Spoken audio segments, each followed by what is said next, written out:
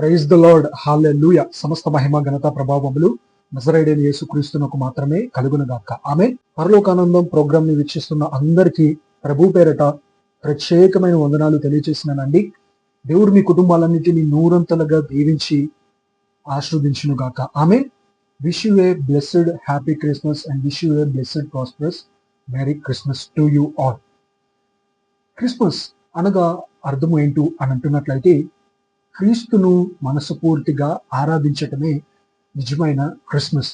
కాబట్టి ఈ క్రిస్మస్ దేవుణ్ణి మనస్ఫూర్తిగా ఆరాధించండి. దానికి ఉన్న ప్రాముఖ్యమైన అర్థము, ఈ ఒక్క దినమున దేవుణ్ణి ఆరాధిస్తే సరిపోతుందా బ్రదర్ అని అంటున్నట్లయితే, నో సరిపోదు.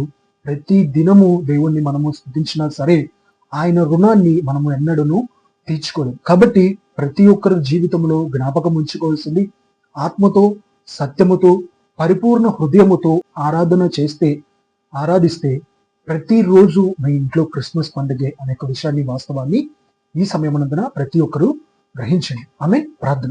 మహాపరిశుద్ధుడైన నా తండ్రి, నీకు స్తుతులు.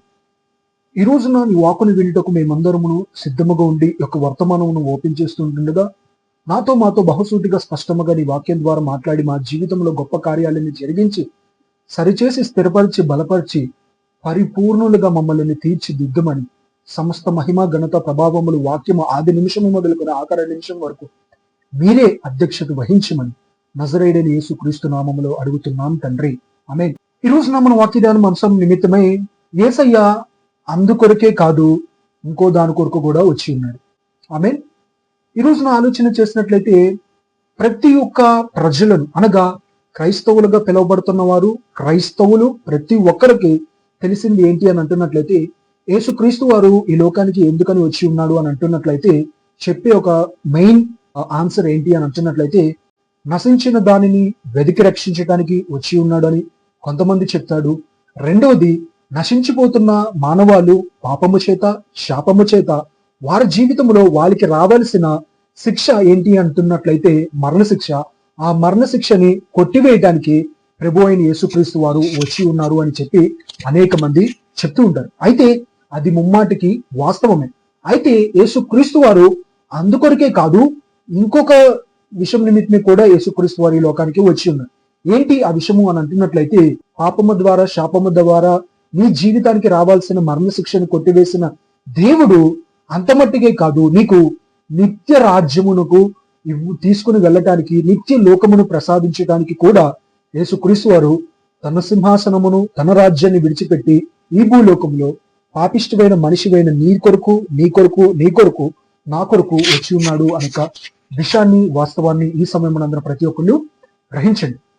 పరిశుద్ధ గ్రంథంలో నుండి మనం చూస్తున్నట్లయితే, యోహాను సువార్త 3వ అధ్యాయము 16వ వచనం, దేవుడు లోకమును ఎంతో ప్రేమించును కాగా ఆయన తన అద్వితీయ కుమారునిగా పుట్టిన వాని యందు విశ్వాసముంచి ప్రతి వాడును నశింపక నిత్య జీవము పొందునట్లు ఆయనను అనుగ్రహించెను. ఆమేన్. యేసుక్రీస్తు వారు దేవుడు, తండ్రైన దేవుడికి కుమారుడును, ఆయన అద్వితీయ కుమారుడిని ఈ లోకానికి పంపించి ఉన్నాడు. పంపించిన ఆ కుమారుడి యందు ఎవరైతే విశ్వాసము ఉంచుతారో వారు నశింపక నిత్య జీవము పొందునట్లు అని అంటున్నారు. కాబట్టి ఈ రోజున మనం ఆలోచన చేయాల్సింది ఏంటి అని అంటున్నట్లయితే, యేసుక్రీస్తు వారి యందు మనము విశ్వాసము ఉంచాలి. ఆయనని ఎప్పుడైతే మనం సొంత రక్షకుడిగా అంగీకరించి ఆయన యందు మనము విశ్వాసము ఉంచుతామో, అప్పుడే మన జీవితంలో మనము తాను అనుగ్రహించే, అంటే తాను ఇచ్చే నిత్య జీవమునకు మనము వారసమునము అవుతాం. అక్కడ చెప్తున్న మాట, విశ్వాసముంచు ప్రతి వాడును నశింపక నిత్య జీవము పొందినట్లు ఆయనను అనుగ్రహించును అన్నమాట. అంటే శాపముతో, పాపముతో, అన్యాయముతో, అక్రమముతో నీ జీవితము భయంకరమైన క్లిష్ట పరిస్థితి, శ్రమ గుండా, శోధన గుండా వెళ్తుంది. దానికి వలన వచ్చే ఒక జీతము, కొంతమందికి శిక్షలు, కొంతమందికి మరణ శిక్షలు ఉన్నాయి. అయితే వీటన్నిటి నుండి తప్పించడానికి యేసుక్రీస్తు వారు వచ్చారు, పాప ప్రక్షాళన చేశారు, అయిపోయింది. అయితే చేసేసిన తర్వాత ఎవరైతే దేవుని యందు విశ్వాసం ఉంచుతారో, దేవుని వాక్యము పట్ల విధేయత చూపిస్తారు, దేవుని ఆజ్ఞలను గైకొని వాటిని పట్టుకొని హృదయం అనే పలక మీద వాటిని రాసుకొని ముందుకు ఎవరైతే జీవిస్తారో, నడుస్తారో, ప్రయాణము చేస్తారో, ఆయన మార్గములో వెంబడిస్తారో, ఆయనని ఎవరైతే అనుసరించి నడుచుకుంటారో, నశింపక ప్రతి ఒక్కరు కూడా నిత్య జీవము పొందుతారు అని చెప్పి దేవుని వాక్యం స్పష్టంగా తెలియపరచబడుతుంది. శ్రమలో ఉన్నావా, శోధనలో ఉన్నావా, పాపములో ఉన్నావా, ఎటువంటి పరిస్థితుల్లో ఉన్నావా, వాటి నుండి బయటికి తీసుకురావటానికి ప్రభువైన యేసుక్రీస్తు వారు ఈ లోకానికి వచ్చారు. అంతమట్టిగే కాదు, తీసుకొచ్చిన నిన్ను అలా విడిచిపెట్టడానికి కాదు, ఒక నిత్యమైన లోకము ఉంది, అది పరలోక రాజ్యము. ఆ పరలోక రాజ్యాన్ని నీకు ప్రవేశించడానికి యేసుక్రీస్తు వారు ఈ లోకానికి వచ్చి ఉన్నారు. అయితే వచ్చిన క్రీస్తు అన్ని చేసి తర్వాత 2 ఆప్షన్స్ ను నీకే ఇచ్చారు. ఒకటి పర్మనెంట్ హౌస్, రెండోది పర్మనెంట్ హౌస్. మొదటి పర్మనెంట్ హౌస్ యేసుక్రీస్తు వారు నిత్యము ఉండే ఆ పరలోక రాజ్యము. రెండవగా పర్మనెంట్ హౌస్ నరకలోకం, సాతానుగాడు ఎప్పుడు ఉండే లోకం. ఈ లోకంలో మనము ఆలోచన చేసినట్లయితే మనకు తెలియకుండానే మనము 2 టెంపరీ హౌస్లను దాటి 3వ పర్మనెంట్ హౌస్ మనము ప్రతి ఒక్కరు వెళ్లాల్సింది. ఈ రోజున ఆలోచన చేసినట్లయితే ఎంత వద్దు వద్దు వద్దు అనుకున్నా, ఇదే పర్మనెంట్ లైఫ్ అనుకున్నా, తల్లి గర్భములో నుంచి మనము 9 నెలల తర్వాత బయటికి వచ్చి ఉన్నాము. తర్వాత తెలిసింది ఇది టెంపరీ హౌసే, పర్మనెంట్ హౌస్ ఎప్పటికీ కాదు అని చెప్పి. ఎప్పుడైతే తల్లి గర్భములో నుంచి మనము బయటకు వచ్చి ఉన్నామో వెంటనే భూమి అనే ఒక ఇంటిలోనికి మనము ప్రవేశించాం. అప్పుడు కూడా ప్రజలందరూ అనుకునేది ఇదే శాశ్వతమైనది, ఇదే చిరకాలము ఉంటది. కానీ ఒక ఏజ్ వచ్చేటప్పటికి, ఒక ఆలోచన వచ్చేటప్పటికి, ఒక జ్ఞానము నీకు వచ్చేటప్పటికి, ఒక వయసు నీకు పెరిగినప్పుడు తెలుసుకునే సత్యం ఏంటంటే ఇది కూడా టెంపరీ లైఫే, ఇది కూడా టెంపరీ హౌసే, దీని తర్వాత అసలైన హౌస్ ఉంది, అది పర్మనెంట్ హౌస్ అని చెప్పి. కాబట్టి ఈ రోజున లోకములో జీవిస్తున్న నీ జీవితంలో ఏదో ఒక రోజు ఈ యొక్క టెంపరీ హౌస్ ని నీవు ఖాళీ చేసి పర్మనెంట్ హౌస్ కి నీవు వెళ్లాల్సి వస్తుంది. మరి ఆ రోజున ఆ పర్మనెంట్ హౌస్ యేసుక్రీస్తు వారు చే అనుగ్రహింపబడుతున్న పరలోక రాజ్యమా, నిత్య జీవమా? అయితే ఈ రోజున నీవు ధన్యుడు. లేదు, నీ క్రియలు, నీ కార్యములు, నీ చూపులు, నీ యొక్క పాపములు, నీ యొక్క చేష్టలు దేవునికి అయిష్టానుసారముగా ఉంటున్నట్లయితే, ఈ రోజే దేవుని రాకడ వచ్చినట్లయితే, ఎత్తబడే గుంపులో నీవు గనక లేకుండా విడవబడినట్లయితే నీ జీవితము నరకలోకమునకు వెళ్ళిపోదు. కాబట్టి ఆ రోజున భయంకరముగా బాధపడి ఏడ్చి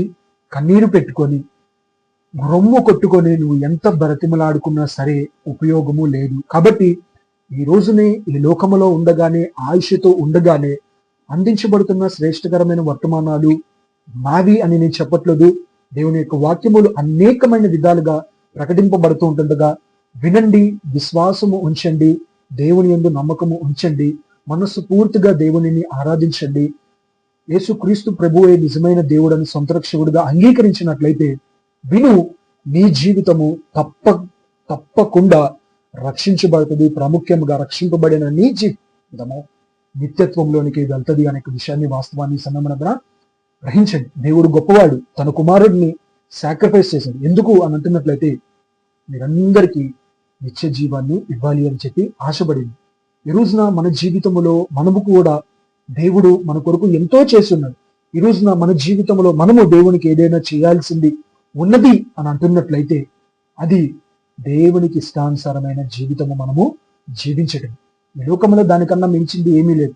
దేవుడు నీ ధనాన్ని తీసుకునిరా, నీ పదవులను తీసుకునిరా, నీ ఆస్తిని తీసుకునిరా, నీకున్న సమస్తము తీసుకునిరా అని దేవుడు ఎప్పుడు చెప్పలా. పాత నిబంధన ప్రకారము దహన బలులు అర్పించమన్నాడు, అలాగే కానుకలు అర్పించమన్నాడు, మొక్కుబడులు చెల్లించుకోమన్నారు. అవన్నీ చేశారు. కొత్త నిబంధన కాలంలో ఉన్న మనము యేసుక్రీస్తు వారు చెప్పింది మీరు ఏమి చేయక్కర్లా, మీ కొరకు నేనే సిలువలో చనిపోతున్నాను అని చెప్పి 2 చేతుల్లో 2 కాళ్ళల్లో తలలో ముళ్ళ కిరీటము పెట్టించుకొని చనిపోయి తిరిగి లెగిసి సజీవుడిగా మారిన క్రీస్తు ఈ రోజుని నీ దగ్గర నుండి ఆశించేది నీ ధనము కాదు, నీ ఐశ్వర్యము కాదు, నీ జ్ఞానము కాదు, నీ తెలివి కాదు, నీ సామర్థ్యము కాదు, నీకు సంబంధించినవి ఏమీ కాదు.